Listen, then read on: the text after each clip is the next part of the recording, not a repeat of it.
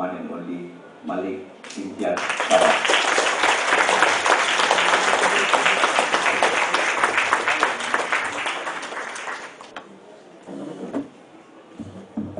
Good evening, everyone.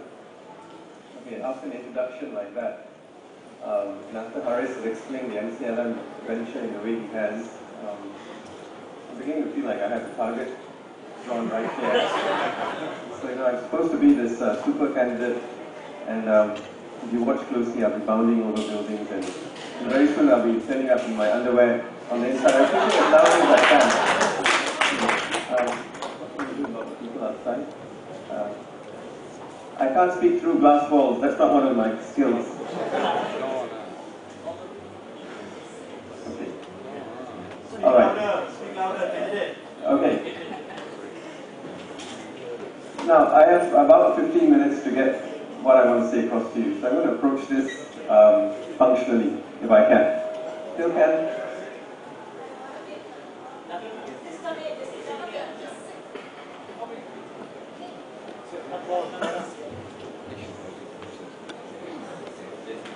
There's still some space in front. If you don't, you're already spotting them and just spot inside. Yeah, please come in.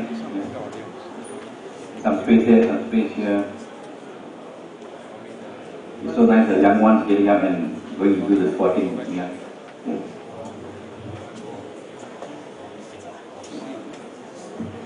Sorry, Malik.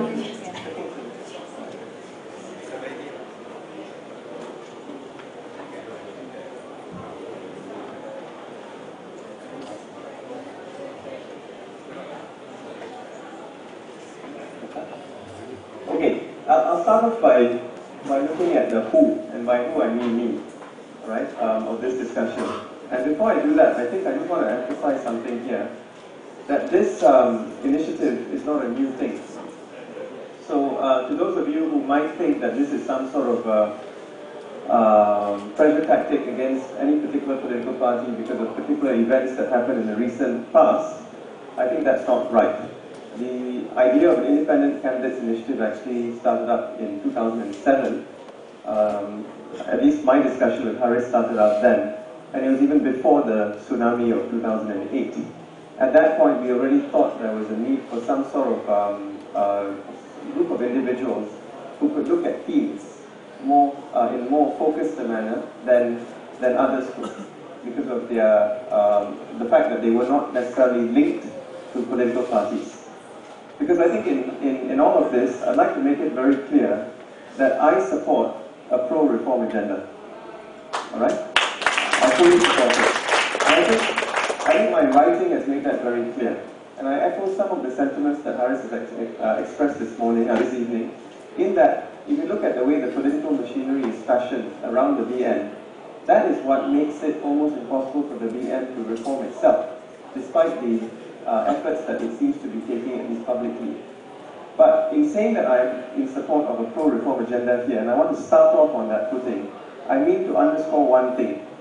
I'm not name-calling, and I'm not laying blame at anyone's feet.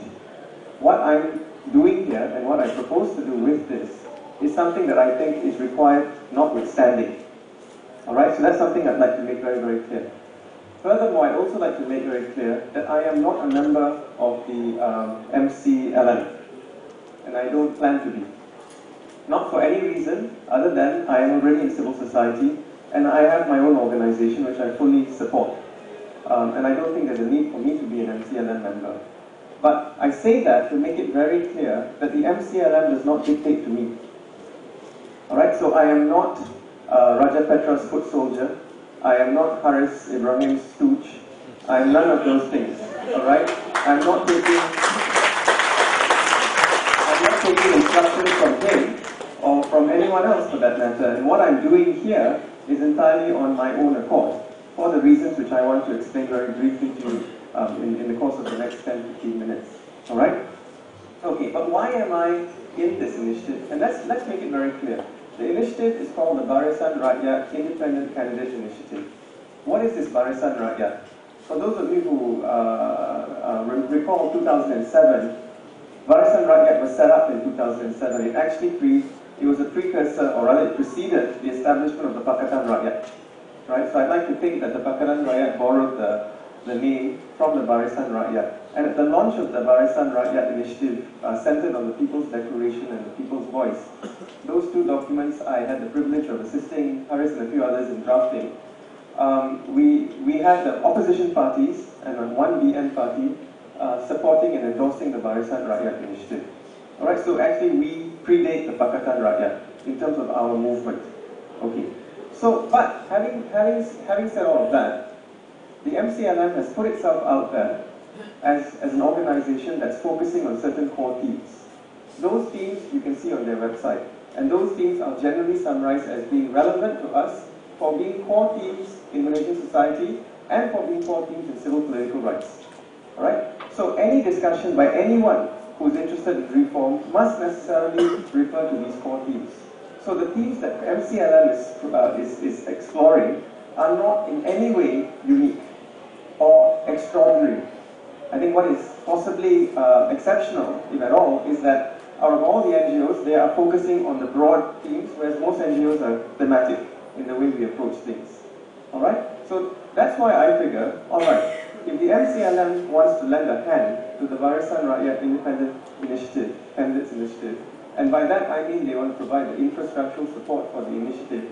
And I'll be practical about these things. Any electoral campaign, you need help, you need support. And if the MCLM is prepared to help with some of that, well and good. And if they're prepared to back the Barisan Rakyat Independence Candidates Initiative in the way that those particular candidates are comfortable with, because ultimately it comes back to the independent candidates themselves. They call the shots for their own campaigns, for their own elections, etc., etc. Right? So as I said, nobody dictates to them. And I want to make that very clear again. So, the MCLM value base, I think, fits into the wider civil society value base. Alright?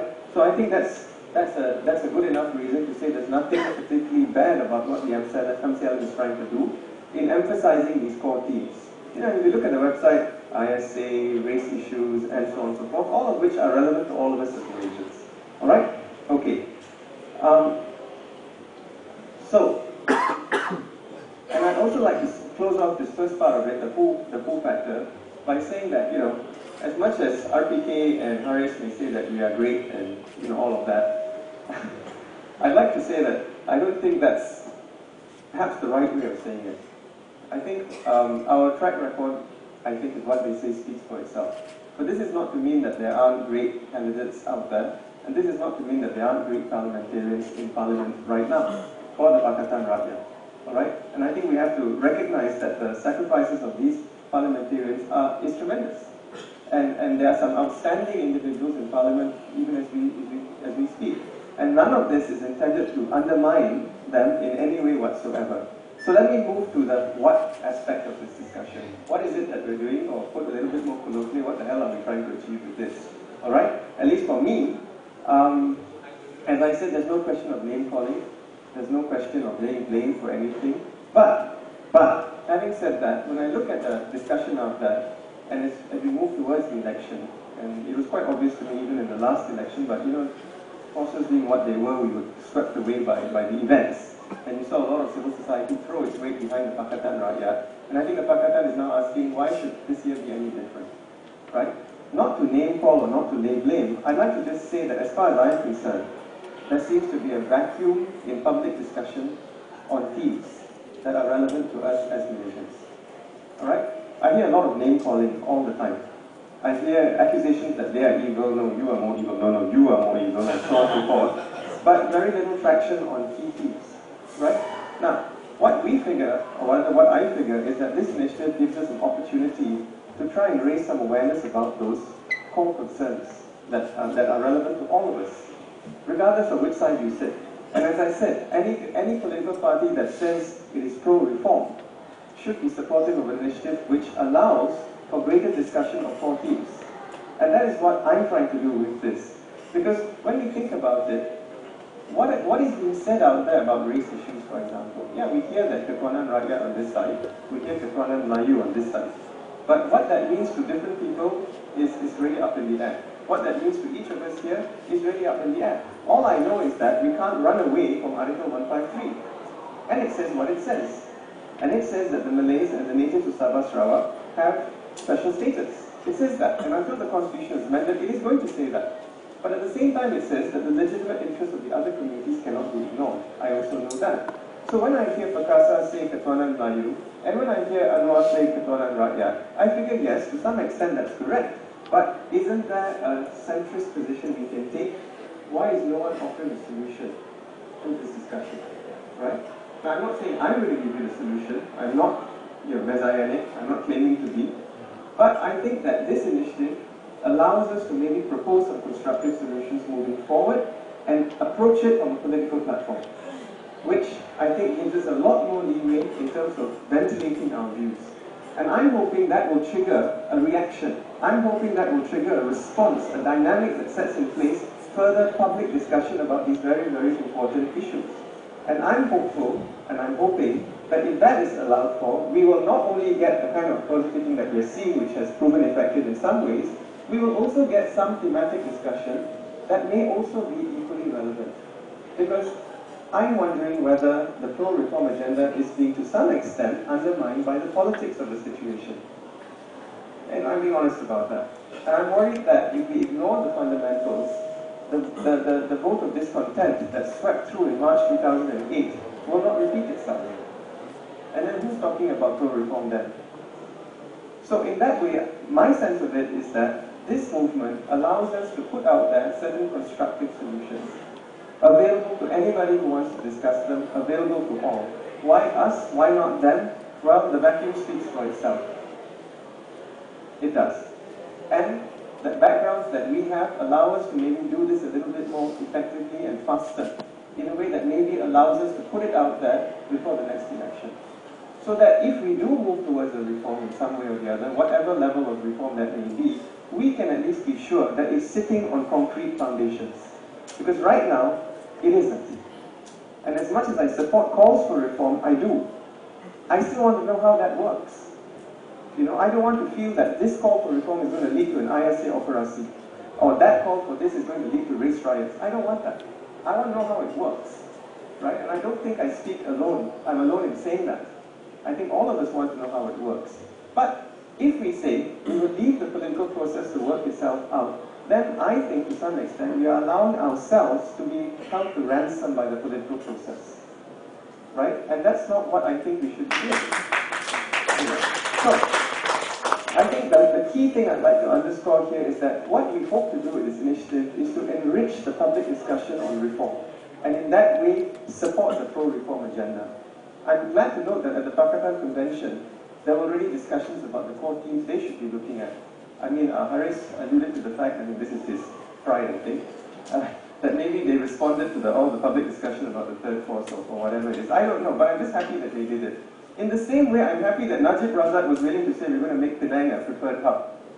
Great, wonderful. I'm from Penang, I think it'll be good for the island, But the point is, where in all of this is there objective discussion about what needs to be discussed? There is some happening behind closed doors, but there is not enough out there so that you and all of us here knows what we are getting into. What I hope with all of this is that by offering myself as a candidate, I can have the platform to say these things, to try and enrich that discussion, and maybe nudge along the pro-reform agenda in a way that at least I'm comfortable, and I think other people who share my view will feel comfortable about. In principle, I'm not in favor of three-cornering any constituency, right? But we have to remember that ultimately it may not be our call. We've got other political parties setting themselves up. We've got other pressure groups already calling for seats. So who are we to say we won't three-corner when other people might jump in and make it a 4- or 5-corner fight? And if you listen to some of the stuff that's been said out there, it's a distinct possibility.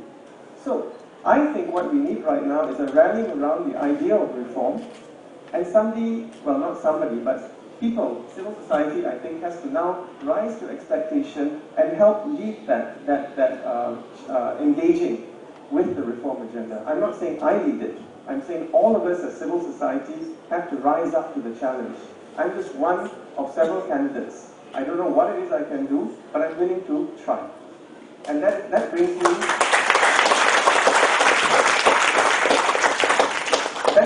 this very fundamental point. We're dealing in such with respect, with such broad, sometimes almost amateurish ways of looking at things, that we're losing the nuances. And it's in the nuances that we might find a solution that silences one side of extremists as much as it does the other side of extremists. And in avoiding looking for those solutions, are we not hampering our own progress as a society? I think that's the core question for me. And I think that this initiative may allow us to start looking at that. And because it's a civil society initiative, I think that ultimately, if it's counterproductive to the reform agenda, I don't think there's anything to stop us from saying, no, we don't think this is a good idea. But we've got to try. You see, for too long, I think we've sat back and said, well, it's beyond us. What can we do? It's like that. And I think that's partly because the way in which the dynamic sets up is to an extent set already by history. You say this, I will say this. You say like that, I will react this way. You do this, I'll put you in community. End of discussion. Alright? But if you listen to what the BN is saying, they seem to be at least partially open to some ideas of reform as much as it's possible to their convenience. And I'll give you an example. The Judicial Appointments Commission. Right? For many years they said it was a ridiculous idea, and suddenly we have a law saying that there is one. It's a compromise law, but at least in principle there's recognition of the need for an independent mechanism to look at judicial appointments. So that's some achievement, and that was brought about by civil society. So in the same way, I think if we can actually look at this and propose constructive solutions with the kind of backgrounds and expertise each of us is supposed to be bringing into this discussion, who knows what's open to us, what avenues may open themselves. Those avenues may not be about me. Those avenues may be about the process itself, and we must remember this initiative has two stages. The first is the outreach, which we're doing right now, and this in itself is valuable. And I'll be so bold to say that even if it stopped right now, I think we've already sent a message out there that we expect better things of those who lead us in the pro-reform agenda. And that is enough.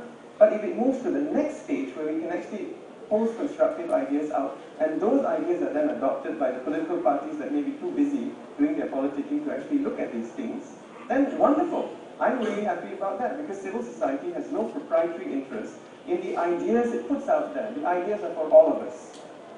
And if we say we think this is a good way to look at race relations, and here's a race relations mechanism, or this is a good way to look at affirmative action, here's an affirmative action mechanism, and if they shout at us and say that's ridiculous, well, so be it. At least we put the idea out there, and who knows, in 5 years' time, somebody may say, actually, I have a brilliant idea, and copy it. Alright? I mean, at the risk of saying something controversial, I mean, look at this Cabinet Committee on Interfaith at the moment. I'm glad they've got something looking at it. But if you look at the agendas and the objectives, there's a marked similarity to the Interfaith Commission bill that we proposed in 2005, which they said would, end this country's existence. So I'm glad that that idea took fruition and is being used constructively, because ultimately this is not about who runs the country. It's about being in a country in which all of us can feel happy and safe. So if I can lend to that, I'm happy to do it. I don't like the idea of endangering myself or whatever, and all this talk is there, but I think we may have to force ourselves out of that cycle and start looking at things anew. I mean, the generation that's now is a very different generation from the May 1369 generation. Maybe they look at, Andy may not even remember some of the stuff that we talk about, or may not appreciate the context of what we're talking about, but that's part of the development, and I think that's what we have to look at. Alright. Why me? Alright. I think, well, I've been in civil society for 15 years, right? And I've been doing a range of things in civil society. I'm not going to go into that. I think it's obvious. I don't see this as being an illogical step forward. It's actually part of an evolution. And I think in everything that I've been doing, it's been about public service. This is one form of public service that I can offer. It may be that other forms of opportunities set themselves up where I can serve better. But for the moment, I think looking at the kind of things we're trying to achieve with this, and by we I mean MCLM as an organization, and then the candidates on the other side, I think I'm prepared to contribute. And I'm prepared to stand up and help to the extent that I can. But I recognize that if I'm counterproductive to the pro-reform agenda, I'm not about to stand on my high horse and say, I insist on standing this thing and regardless of the consequences. So I'm going to give myself a little bit of a window there, right? Let me get it out there right away, straight away, now. Okay. So as part of the progress of this initiative, I've been asked to look at the area of law reform, and I will be doing that. And I'm going to try and put together a team of public-minded individuals, meaning that we won't pay them. And over the next 5-6 days, push these people to give up some of their holiday time to sit down with me to see whether we can actually put together a working model of a Race Relations Act. You see? Alright? That's one of the ideas. Right? Look, when we speak about race here, it's so full of history on it. Sometimes we lose the objectivity. I say right now, it's very clearly that, as far as I'm concerned, as a constitutional lawyer, the Constitution says what it says. Right? So, the Malays and the natives of Southern Sarawak have special status. It is that. But we have to see how these things can be balanced, so that all of us actually ultimately, as I said earlier, find a way to move forward constructively and deal with becoming a developed country